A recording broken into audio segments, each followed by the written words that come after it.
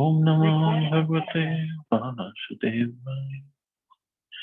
Narayanam Namaskritya Naram Jaiv Narottamam Devim Saraswatim Vyasam Tato Jayanti Re Nashtaprayeshu Bhadreshu Nityam Bhagavata Sevaya Bhagavati Uttam Shloke Bhaktir Bhavati Nashtiki. So continuing with the discussion on Srimad Bhagavatam, Canto 7, Chapter 10, Prahlad, the best among exalted devotees. Text number 9 onwards. Vimunchati yada kaman manavo manasi sthitan tarye pundarikaksha bhagavatasvai kalpate. Oh my Lord, when a human being is able to give up all the material desires in his mind, he becomes eligible to possess wealth and opulence like yours. So it's not like if the material desires are not there or material opulence is gone, then what we going to do? We're going to become like beggars in the street. No, then he becomes eligible to possess wealth and opulence like the Supreme Lord. Atheistic men sometimes criticize a devotee by saying, if you do not want to take any benediction from the Lord, and if the servant of the Lord is as opulent as the Lord himself, why do you ask for the benediction of being engaged as the Lord's servant? Srila Swami comments, Bhagvatavai Bhagvat Saman Aishwarya, Bhagvatva. Becoming as good as the Supreme Personality of Godhead does not mean becoming one with Him or equal to Him. Although in the spiritual world, the servant is equally as opulent as a master. The servant of the Lord is engaged in the service of the Lord as a servant, as a friend, father, mother, or a conjugal lover, all of whom are equally as opulent as the Lord. This is Achintya Bheda Bheda Tattva.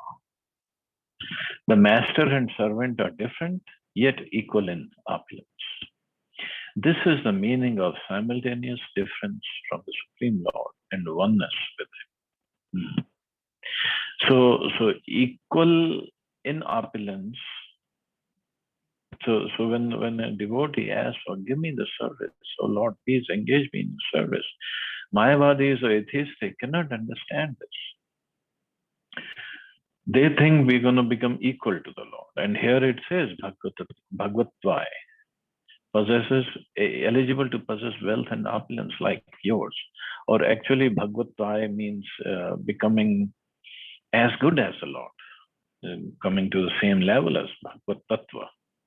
But that means just spiritually, in the spiritual world, the devotee will be in the spiritual world with the Lord, but the mood is of service. Although the opulence could be the same because same planet,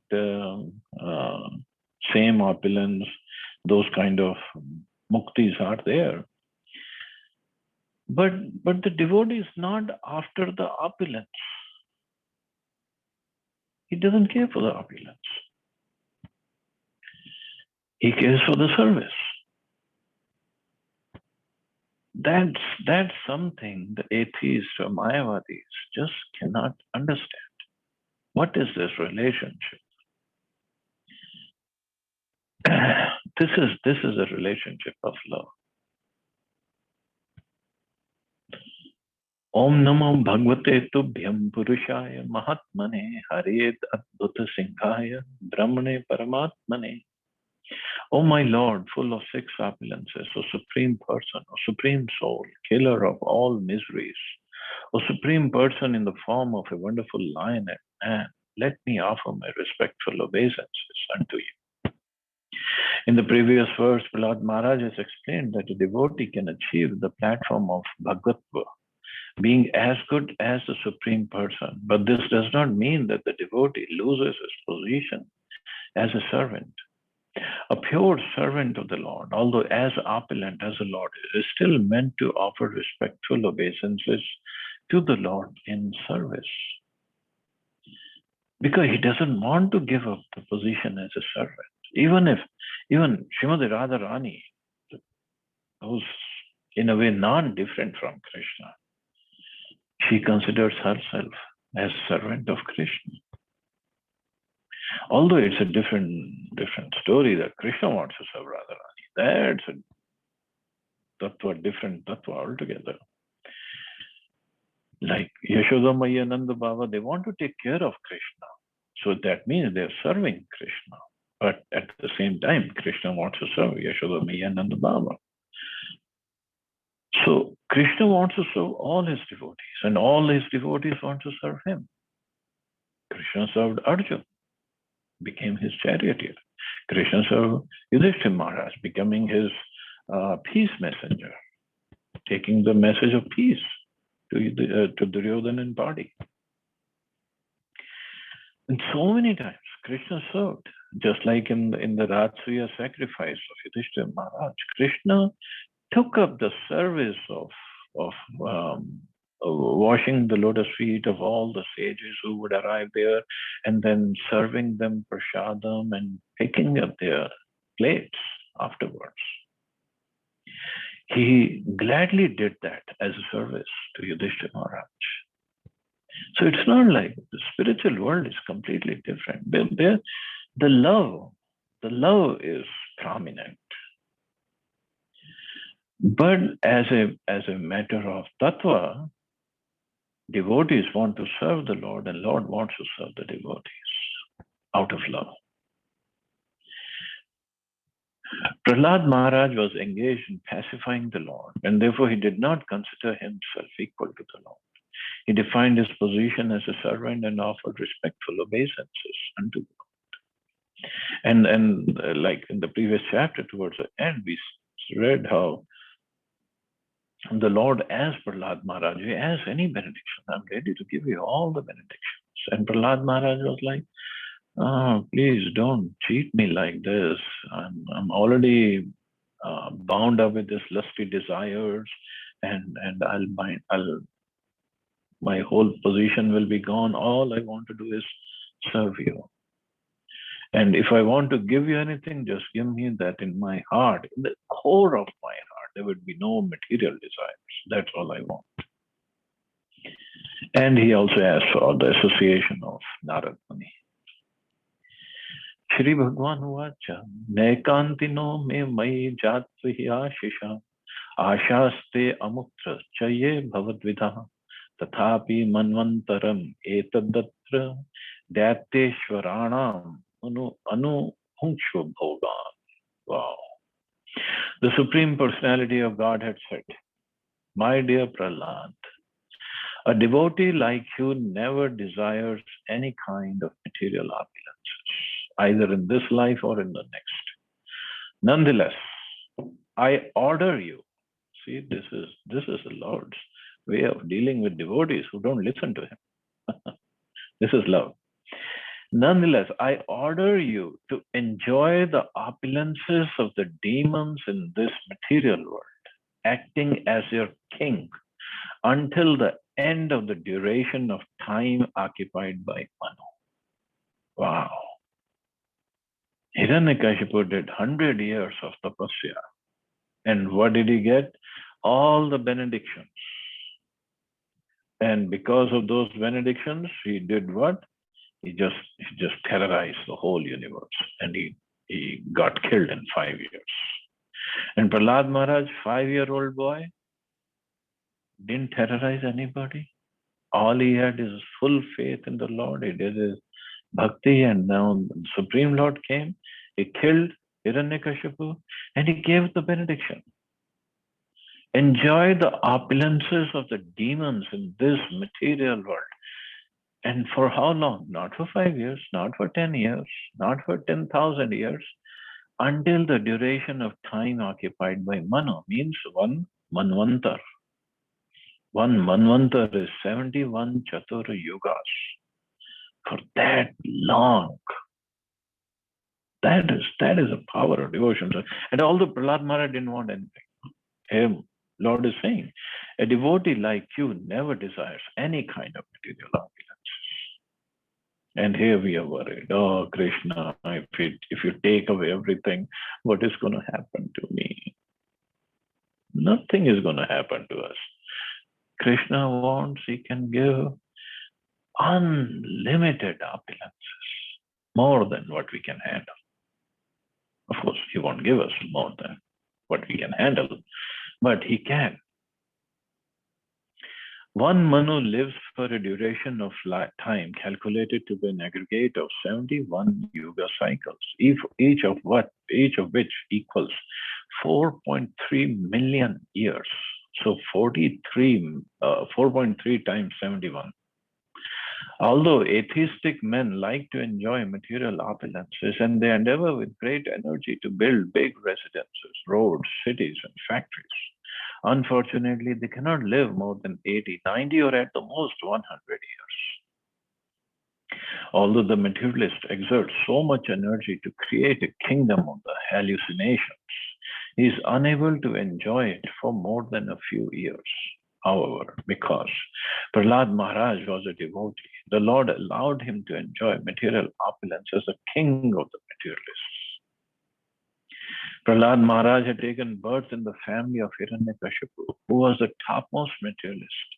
And since Prahlad was the bona fide heir of his father, the Supreme Lord allowed him to enjoy the kingdom created by his father for so many years that though no materialist could calculate them. A devotee does not have to desire material opulence, but if he is a pure devotee, there is ample opportunity for him to enjoy material happiness also without personal endeavor.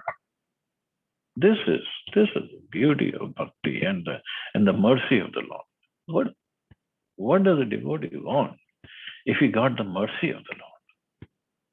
Therefore, everyone is advised to take to devotion service under all circumstances.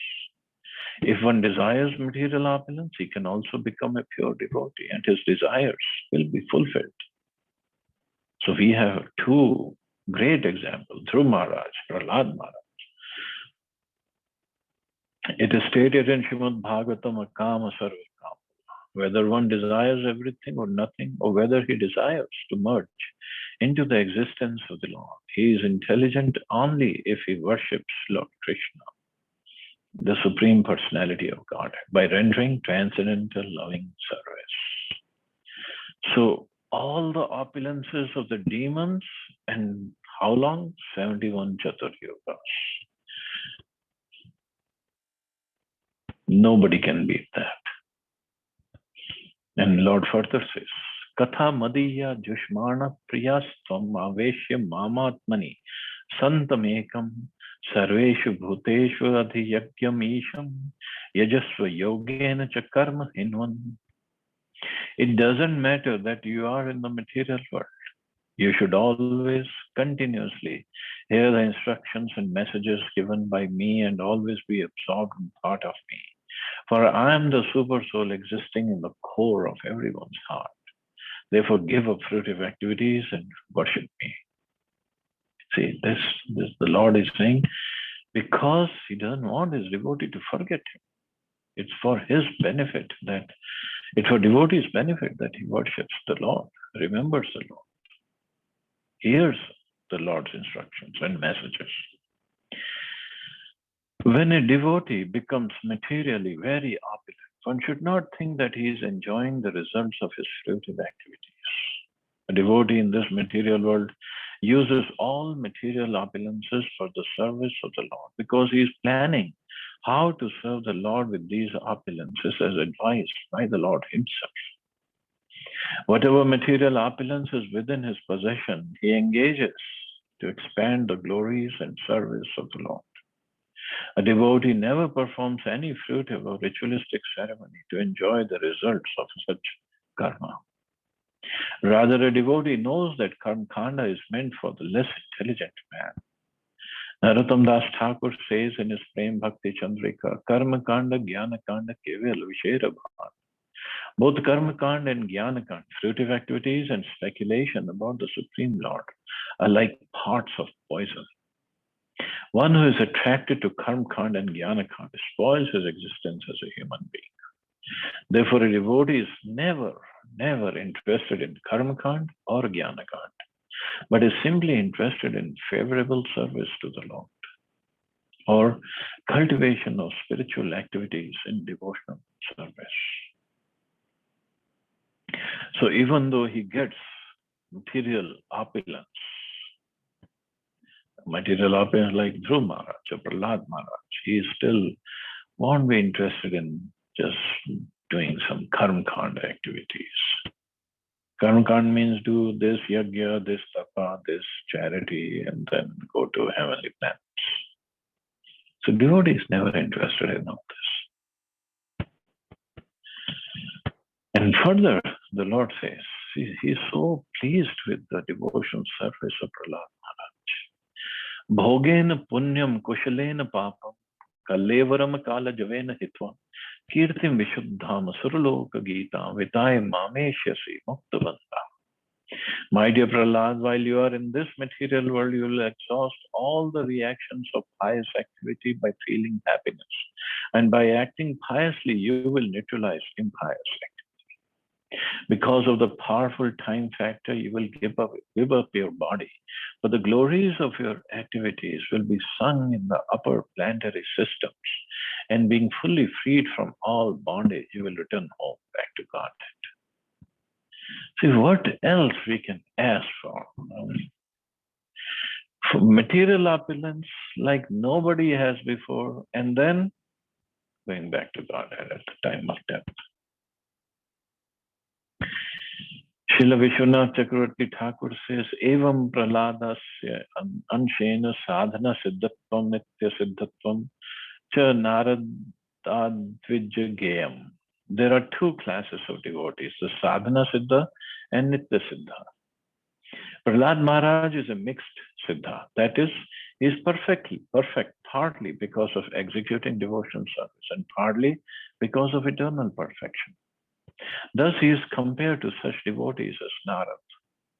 Formerly, Narad Muni was the son of a maidservant, and therefore in his next birth he attained perfection, sadhana siddhi, because of having executed devotional service.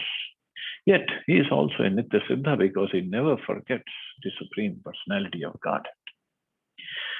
So whether he is Sadhana Siddha, whether he is Nitya Siddha, whether he is Kripa Siddha, whether he is mixed Siddha, he is perfect. Narad Muni is perfect, Prahlad Maharaj is perfect. And then I hope we understood the difference between Sadhana Siddha, Nitya Siddha, and Kripa Siddha. It's like Prabhupada has given this example that suppose one boy is born in a family of rich people, very rich family. So from birth he's rich, he's a millionaire. And another boy is born, is not born in a rich family, but a poor family he was born in, but he worked hard and he goes to school, college, gets a degree, and then he works hard, and then he becomes a millionaire. And another boy, he's not born in a rich family, he's very lazy, didn't even do good in school, and didn't even have a good career, just getting by. But his uncle died, or his grandfather died, and they left him $1 million in his will. So in the end, all three of them are millionaires, no matter how they became millionaires. So the boy who's born in a rich family is always a millionaire. So he's Nitya, like a Nitya Siddha. He's always perfect. And the boy who became rich by his service, by his effort, he can be called Sadhana Siddha. He did his sadhana properly. And then there is a boy, didn't study, wasn't born, but he got money because his grandfather left him that money. So he's Kripa Siddha. So Gaur Govind Maharaj, wonderful exalted devotee in ISKCON, proper disciple. So he said in a lecture that in Kali Yuga, it's going to be very difficult to be sadhana siddha. What kind of sadhana we do anyway? All we can become is Kripa Siddha, only by the mercy of Prabhupada, Mahaprabhu, Krishna. we can become perfect. But to get that kripa, now that is the tricky part. To get that kripa, we have to sincerely put in our best effort to do our sadhana properly. Prabhupada can see who's working properly, who's doing his sadhana properly, who's doing his services properly. The Lord is there and he is sitting in our heart as Super Soul also. So they can see. And when they see that we are struggling, but we are still putting in our effort, then they can give us the mercy.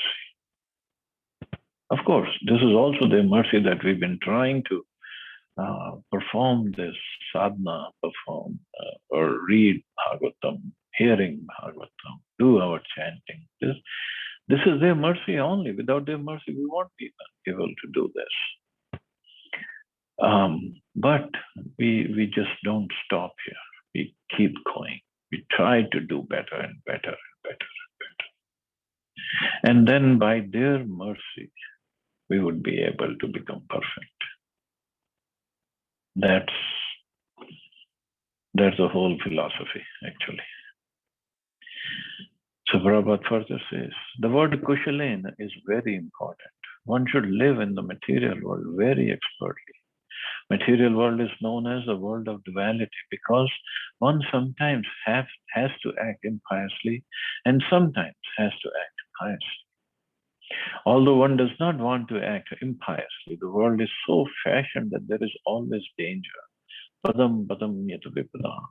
Thus, even when performing devotion service, a devotee has to create many enemies. Prahlad Maharaj himself had experienced of this, and for even his father became his enemy. A devotee should expertly manage to think always of the Supreme Lord so that the reactions of suffering cannot touch him. This is the expert management of papa punya, pious and impious activities. An exalted devotee like Prahlad Maharaj is Jivana Mukta. He is liberated even in this very life, in the material body. But we have to work hard. Of course, Prahlad Maharaj's consciousness, his realizations, his level is that level of Bhav Bhakti. He's very, very exalted devotee, very advanced. And just like yesterday we were discussing, we cannot imitate him, but that's an ideal. That's something that we should follow to whatever extent, and then have full faith in the Lord, full faith that whatever He gives, that will be the best for us. He won't give us anything less than the best for us, considering our situation. Every devotee is different.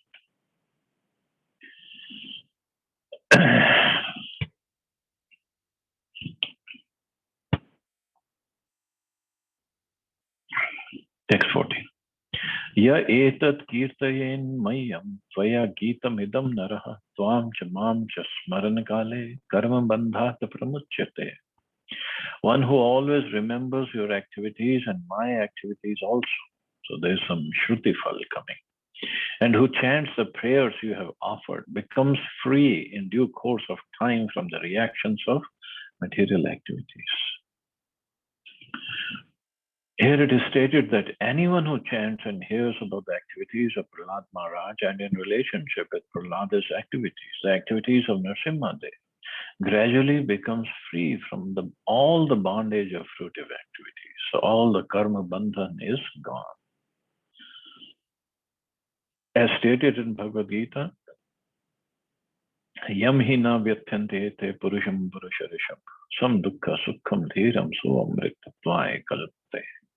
O best among men, Arjun, the person who is not disturbed by happiness and distress and is steady in both is certainly eligible for liberation. Or dukkheshu anudvigna mana sukheshu vigata spriha.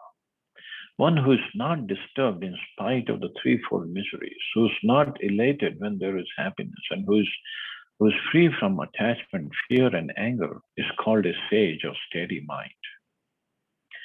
A devotee should not be aggrieved in an awkward position, nor should he feel extraordinarily happy in material opulence. This is the way of expert management of material life. Because a devotee knows how to manage expertly, he is called Jivan Mukta. So all we have to do is just, in a Kushlin, that's the word Prabhupada, Lord Nrsimhadev used previously. We have to just live very expertly. Don't get into pious, impious activities, and remain steady.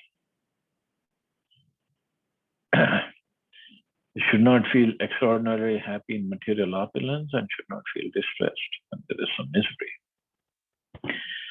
Rupa Goswami explains in Bhakti Rasamrita Sindhu, Iha yasya hare radase karmana manasa gira nikhilashopi avasthasu jivan mukta sauchyate.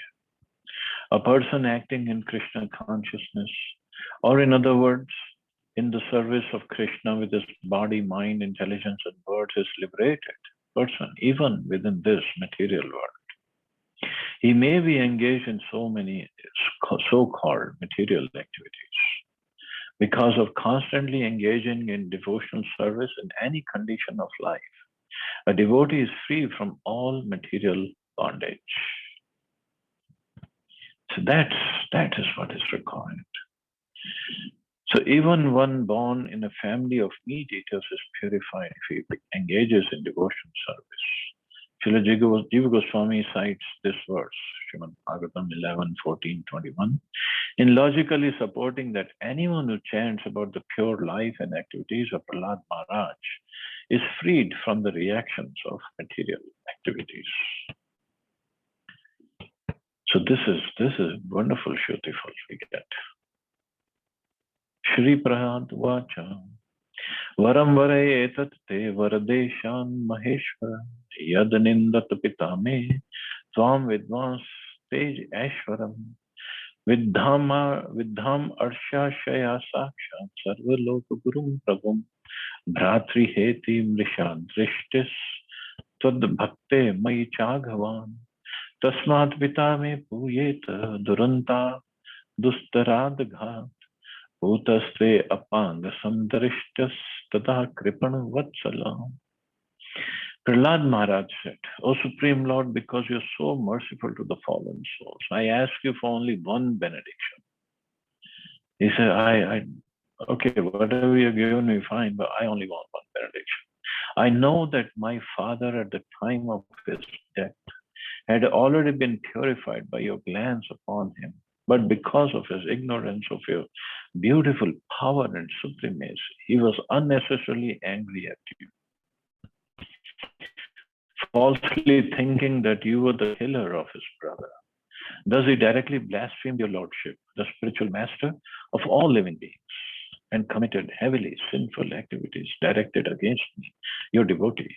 I wish that he be excused for these sinful activities. So this is a Vaishnava, very, very compassionate, even to his father who was a terrorist, big demon, tried to kill Prahlad Maharaj, said so many things against the Lord. But Prahlad Maharaj is saying, please forgive him, excuse him for those sinful activities. Although Hiranyakashipu was purified, as soon as he came in contact with the Lord's lamp and the Lord saw him, Prahlad Maharaj still wanted to hear from the Lord's own mouth that his father had been purified by the Lord's causeless mercy. Prahlad Maharaj offered this prayer to the Lord for the sake of his father. As a Vaishnava son, despite all the inconveniences imposed upon him by his father, he could not forget his father's affection. So yes, he was affectionate for Prahlad Maharaj, because when he would see Prahlad Maharaj, he would put him on his lap and caress him. So yes, that's as naturally any father would have loving feelings for his son. But Since he was demon, he wanted to kill Prahlad Maharaj. Prahlad Maharaj would not listen to him. And now see what Lord says.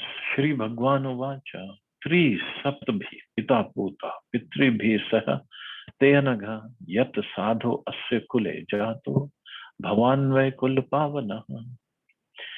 The Supreme Personality of Godhead said, my dear Prahlad, O most pure, O great saintly person, your father has been purified, along with 21 forefathers in your family. Because you were born in this family, the entire dynasty has been purified. The word Tri Saptabhi means 7 multiplied by 3. In one's family, one can count back 4 or 5 generations to one's great-grandfather or even one's great-grandfather's father. But since the Lord mentions 21 forefathers, this indicates that the benedictions extends to other families also. Because the present family in which one has taken birth, one must have been born in other families. Thus, when a Vaishnava takes birth in a family, so when a Vaishnava takes birth or when a person in a family becomes a Vaishnava, becomes a devotee, by the grace of the Lord, he purifies not only that family, but also the families of his previous births.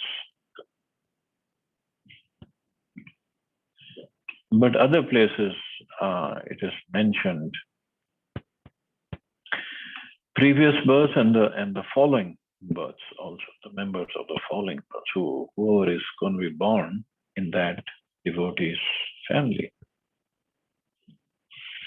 Yatra yatra cha madbhakta prashanta samadarshina sadva samuda charaste puyante api kikataha.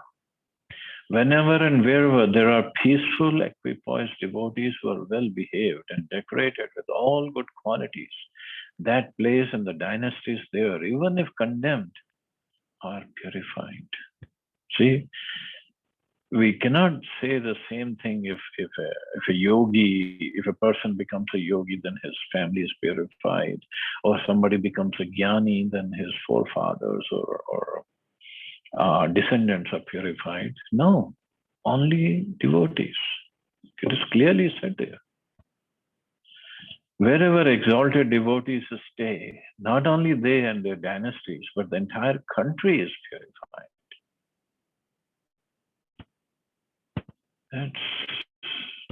That is the power of devotional service, because devotional service means mercy of the Lord.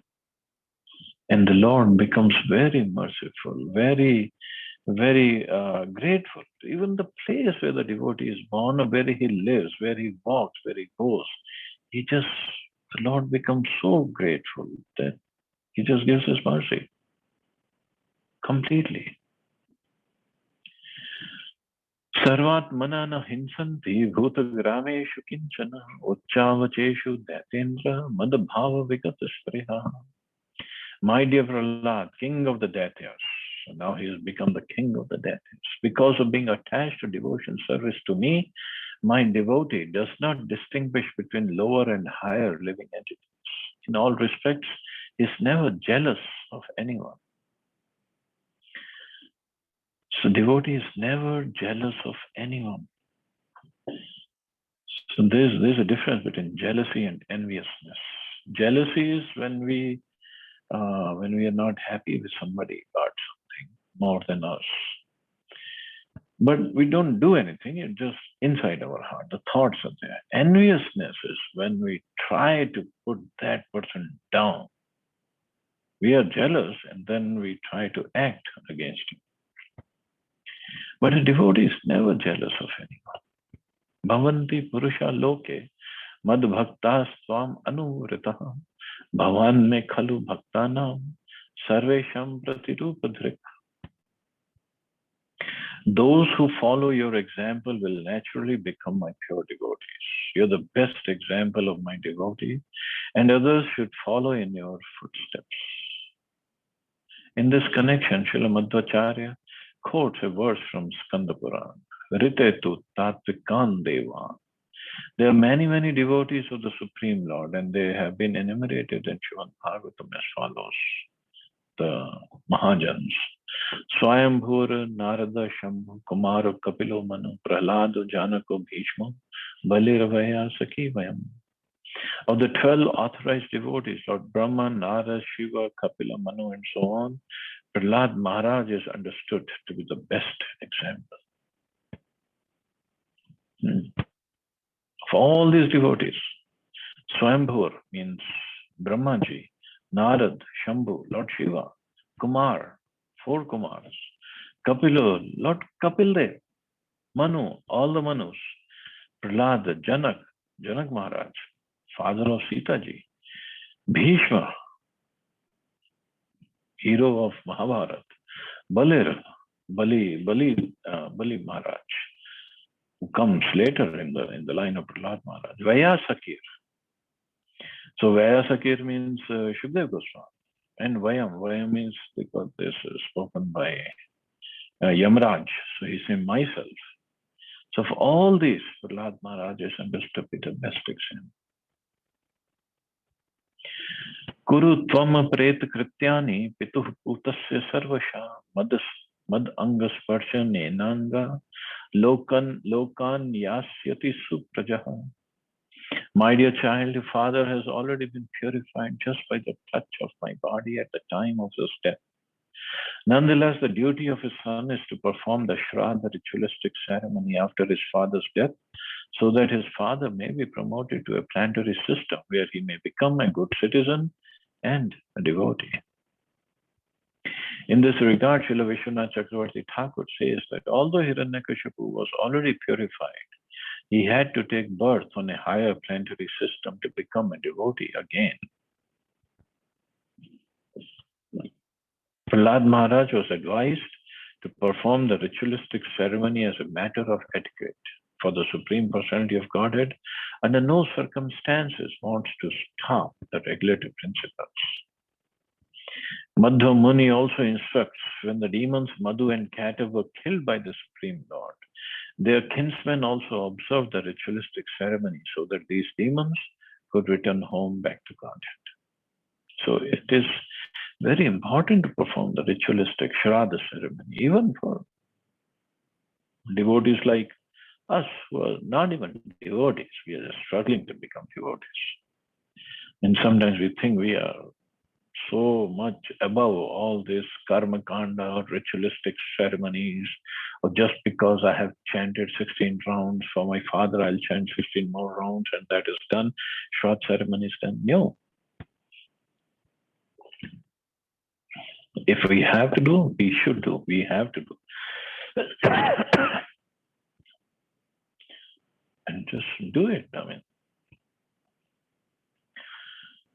I know those pujaris who perform the Shraddha ceremony, they might not be perfect. Brahmins, the Pandits, they might not be perfect. And we might know more shlokas than them. But that's okay. It's their service, their duty, they are doing it. Same time, we can perform chanting in our mind. And we can pray to the Lord for the best destination for our parents or for any person that we are performing the ceremony for. But we should carry on with the tradition. Otherwise, Krishna also says that in Bhagavad Gita that if as a leader, I have to perform their duties. Otherwise, people will follow me and the whole system will break down.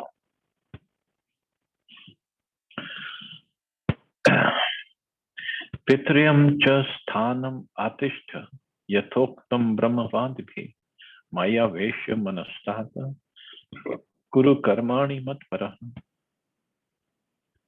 After performing the ritualistic ceremonies, take charge of your father's kingdom. Sit upon the throne and do not be disturbed by materialistic activities. Please keep your mind fixed upon me. Without transgressing the injunctions of the Vedas as a matter of formality, you may perform your particular duties. When one becomes a devotee, he no longer has any duty to the Vedic regulative principles. One has many duties to perform, but if he becomes fully devoted to the Lord, he no longer has any such obligation. So Prabhupada quotes this verse from Bhagavatam. Devarshi Bhutapta Nirnam Piktrinam. One who has fully surrendered to the lotus feet of the Lord is no longer a debtor to his forefathers, the great sages, human society, common man, or any living entity. The Supreme Personality of Godhead nonetheless advised Prahlad Maharaj to follow the regulative principles, for since he was going to be the king, others would follow his example. Thus, Lord Narasimhadev advised Prahlad Maharaj to engage in his political duties so that people would become the Lord's devotees. Yad yad acharti shreshtas. Whatever action a great man performs, common men follow. And whatever standards he sets by exemplary acts, all the world pursues. So this was the advice of Lord Prahlad Maharaj. Sit on the throne, do not be disturbed by materialist activities. Keep your mind fixed upon me, but perform your particular duties. Same thing Krishna told Arjuna. Fight, because that was his duty at that time. He wanted to run away from his duty. Fight, but thinking of me. Fight. He did not say run away. He did not say go to the forest and become a beggar. No. Fight. And here Prahlad Maharaj is advised, not advised, ordered. Rule, but think of me. Keep your mind fixed on me. So one should not be attached to any materialistic activities, but a devotee may perform such activities and as an example to show the common man that one should not deviate from the Vedic injunctions. So this is the right way of ruling or doing any of our duties. We don't even have those kind of harsh duties. We're not gonna, we don't have the duty of killing our grandfather, our teacher, our nephews, and our brothers, or like Prahlad Maharaj to run a whole kingdom of the whole universe practically. All we have our duties are what? To go work in the office, make some money, come home, take care of the family. That's all. Of course, we think even that is very strict, very too much to do. But if we do it as a matter of service to the Lord, keeping our mind always attached to His name, His glories, His instructions, His service, at that same time carry on with our duties. That is what He wants. That's why He has given us those services, those responsibilities.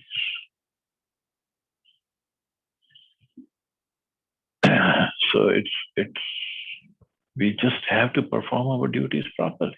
That's all. Shri Narad Uvacha Prahado api tatha chakre pitur yat samparayikam yata Bhagwan Rajan abhishekto dvijatibhi. Shri Narad Muni continued. Thus, as the Supreme Personality of Godhead ordered, Prahlad Maharaj performed the ritualistic ceremonies for his father. O King Yudhishthira, he was then enthroned in the kingdom of Hiranyakashipu as directed by the Brahmins. It is essential that society be divided into 4 groups of men, Brahman, Kshatriya, Vaishyas, and Shudras.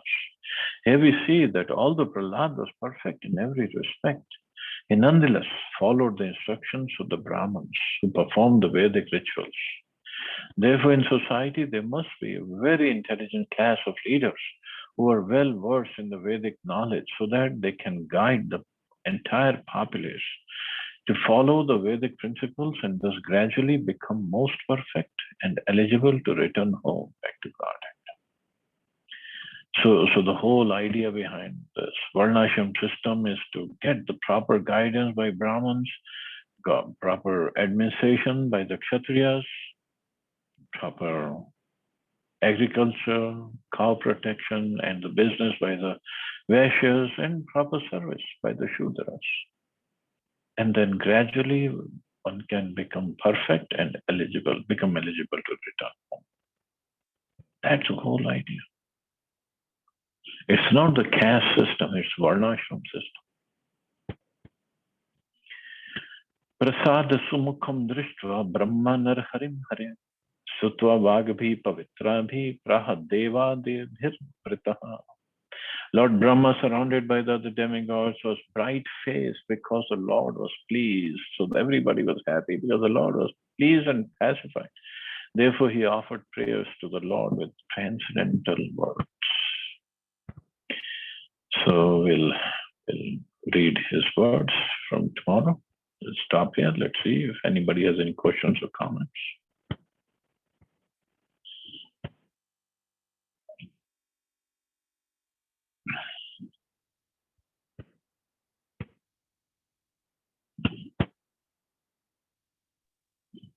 Hare Krishna, Prabhuji, Pranam.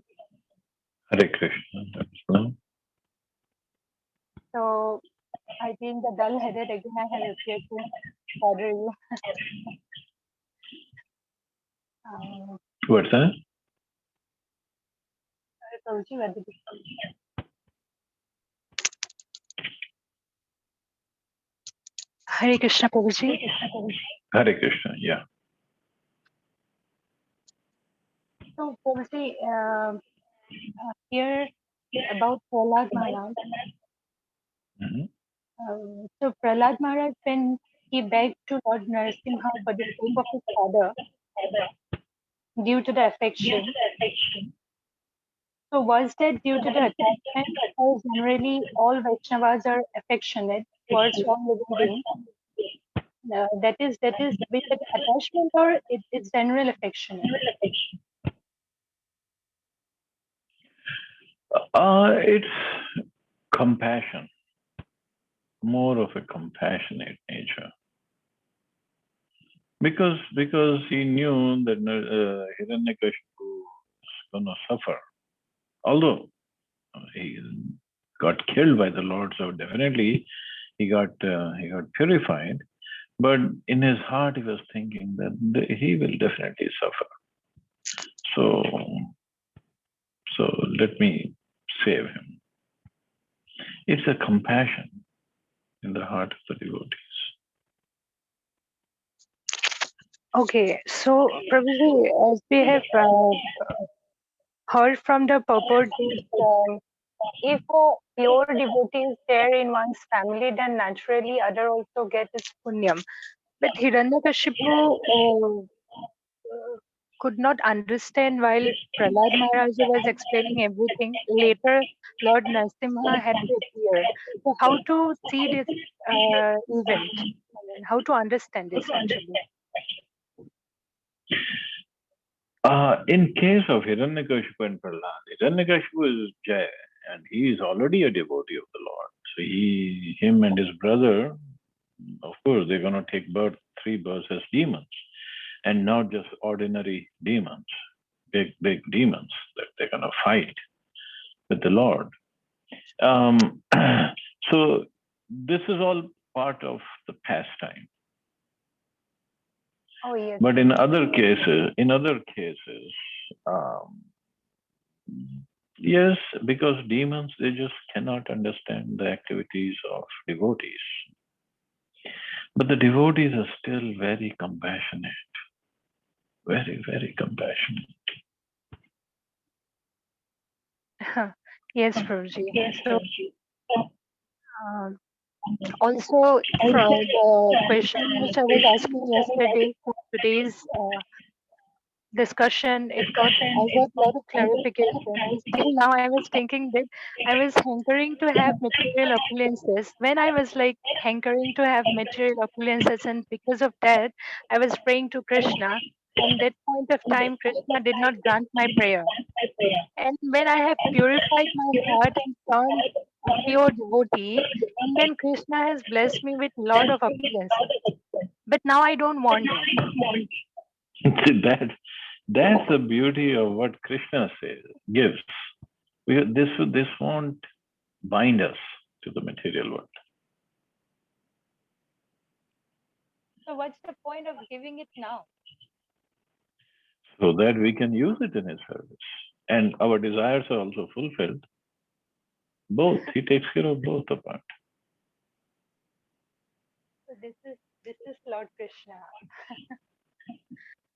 That is the way he works.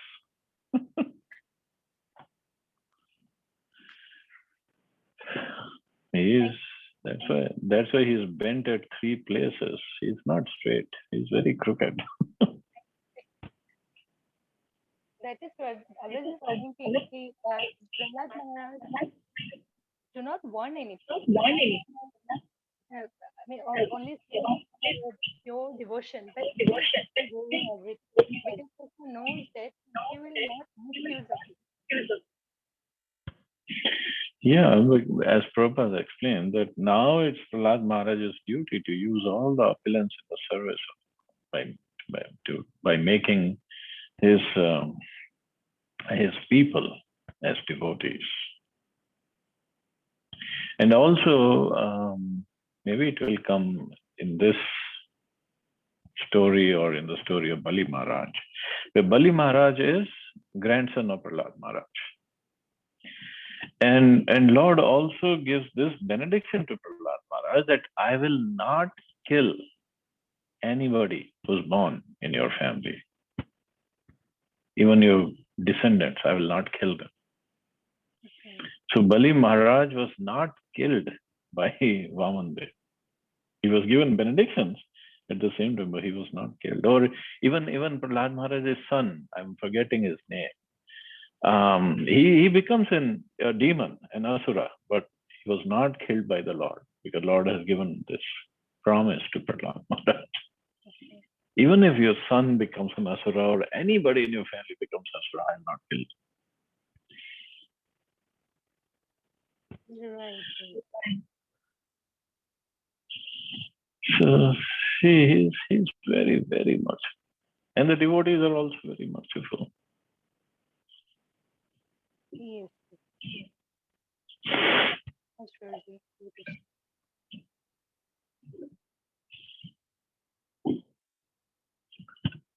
Okay, so we can stop here. You all have a safe and wonderful day. Hare Krishna. Jai Srila Prabhupada. Hare Krishna. Hare Krishna.